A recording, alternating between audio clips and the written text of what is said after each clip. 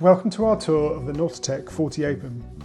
This is a neat design by Marc Lombard with an open living space with a deck, cockpit and the saloon all on one level.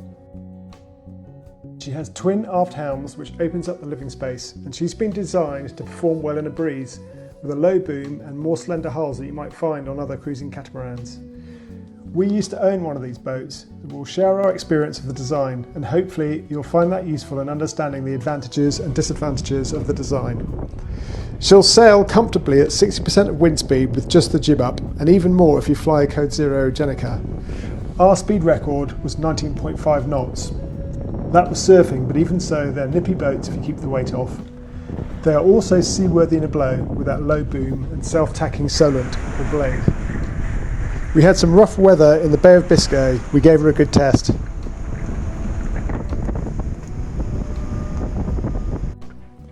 So here she is on the dock in Port Ginesta near Barcelona. You get a sense of the living space here, which is considerable for a 40-footer.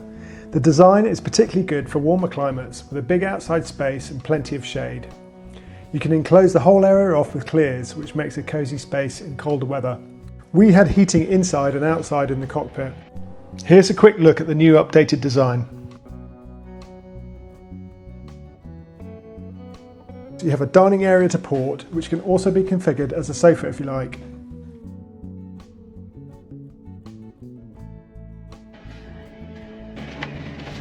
To starboard is the galley with storage and the fridge, plus a gas oven and burners. This pull-out shelf we found useful. The gas shut-off is under the sink. You can fit an additional fridge in the cockpit. The gas bottle lives under a bench to starboard in a ventilated locker. The neat thing about the dining table option is that it telescopes down to make a night watch bed. This area is a great place to stand a watch.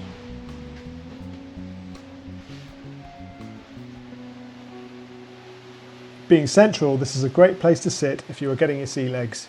The ventilation is good and you have a decent view of your mainsail and jib from here on both tacks.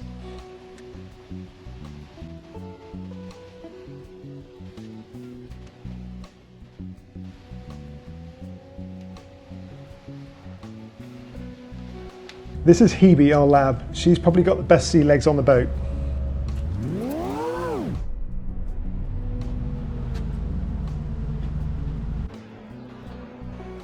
The main nav control panel is forward on the port side. This is a good spot for doing a night shift if the weather is bad. You can tuck in here with clear visibility forward.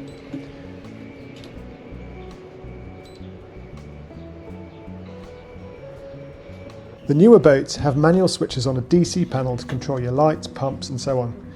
That's an improvement, as they used to be all on Naviops. On this version there are separate tabs for upper and lower deck equipment. You can check your battery levels, your fuel and water levels, run diagnostics and keep an eye on any alarms. You can also access the B&G nav package from here of course, with wind and speed instruments and radar if you have it. The VHF handset and Bluetooth sound system also sit in this area.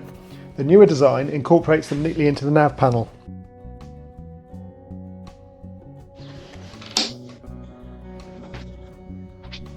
Heading down below on Gecko, there are 4 decent sized cabins with plenty of storage space. The hulls on a Nautitech 40 are more slender than other cruising cats of similar size. That's the trade-off for improved performance, but there's still plenty of room down below, especially in the aft cabins.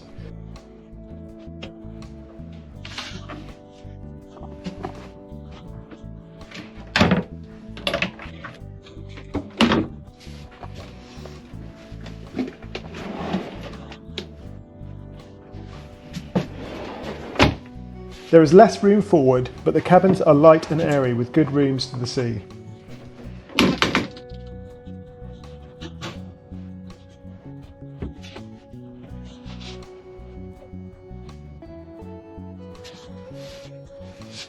You can convert the forepeaks into additional berths.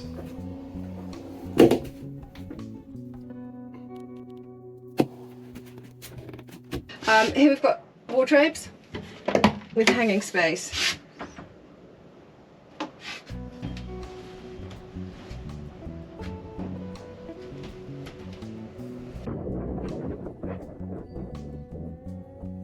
On the 4-cabin version, each hull has a head and a shower. These aren't huge, but they are well thought out.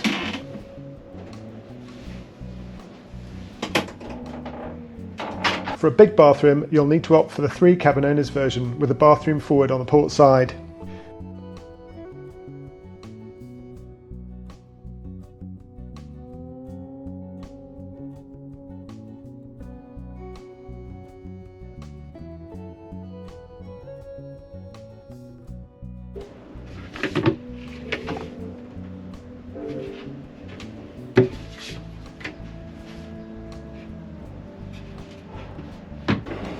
More storage. Set under and behind the bed in the aft starboard cabin are the fuel tanks and the water heater. Let's have a look at some of the kit under the floor. That's the grey water pump,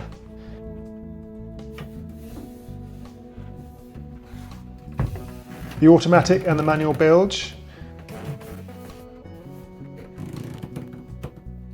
the holding tank valve and freshwater pump.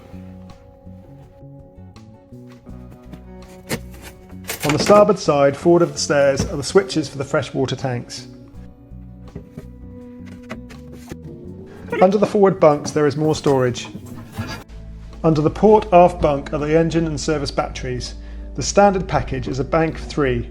We added 3 more service batteries. Here we are tied up near Poyensa in Mallorca.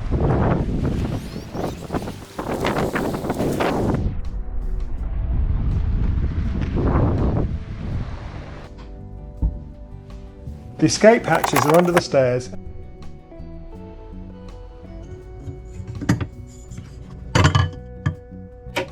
The AC panel is forward in the porthole. So here we are in Cala Figuera in Mallorca.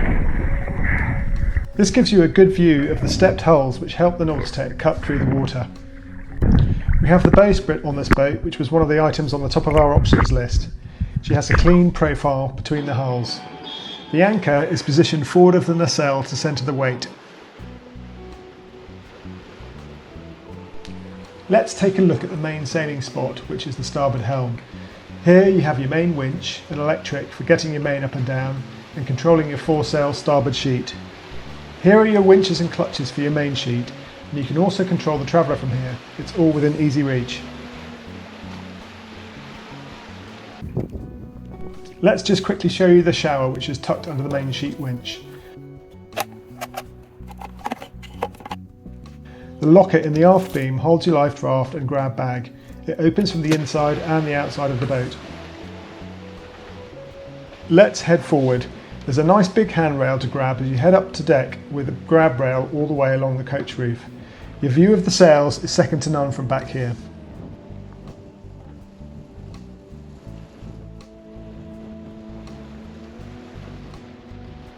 The traveller sits on the back of the coach roof.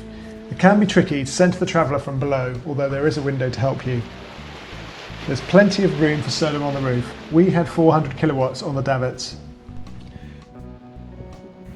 Here we're doing 7 to 8 knots of boat speed and 11 knots of breeze on a reach. Not bad. That's with the main and self-tacking Solent up, and I'd expect another 1 to 2 knots with the code 0 up. This grey wrap on the coach roof has been taken off the newer 40s. We spend a lot of time up here on the nets if the weather is good, like most cats I guess. It's a good area to hoist and retrieve your lighter wind sails.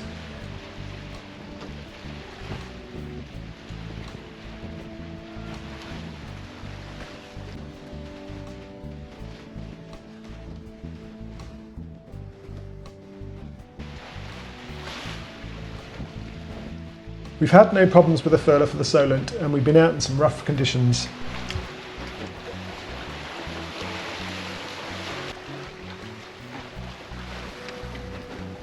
On the Nautitech 40 you reef from the mast. The longer I had the boat, the more I began to appreciate this system for its simplicity.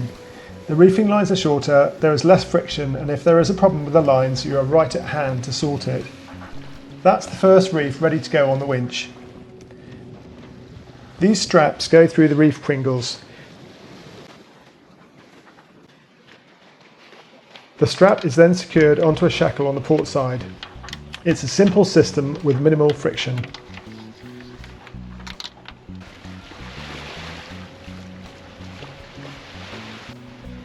The winch on the port side is used for your Solent furling line and Code Zero port sheet. Back up front, you have large lockers for your fenders and lines. Your water tanks are in here to centralise the weight.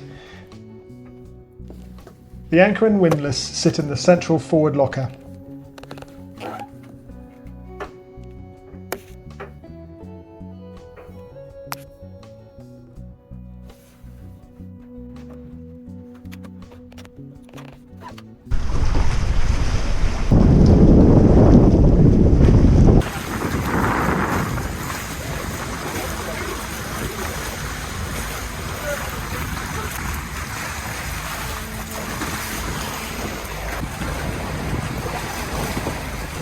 Doing 11 knots, apparent wind speed 30, 32, 33, which is far the limit because we've got 2 reefs in and taking out most of the soap, so which is setting really well.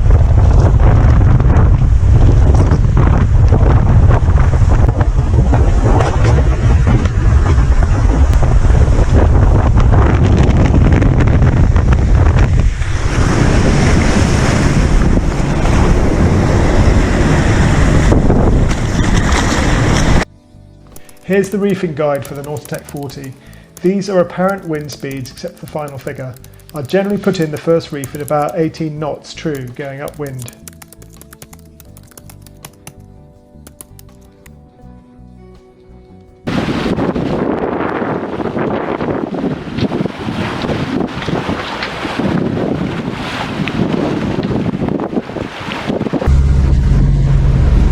Really nice. Cliffs just plunge into the sea here, it's really deep and it's almost a glass off. And this was us off Cape Trafalgar in 45 knots of wind with 3 reefs in. She still felt safe.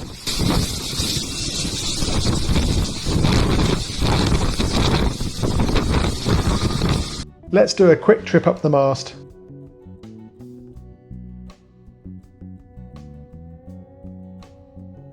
Any boat is a compromise, and we think the Nautitech 40 Open is a great sailing boat at a reasonable price.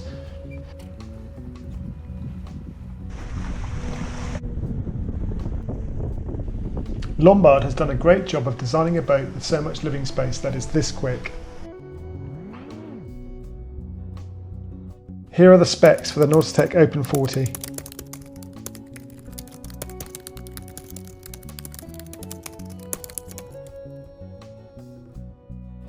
Here are the polars. In a fresh breeze, you should comfortably hit the early teens on a reach.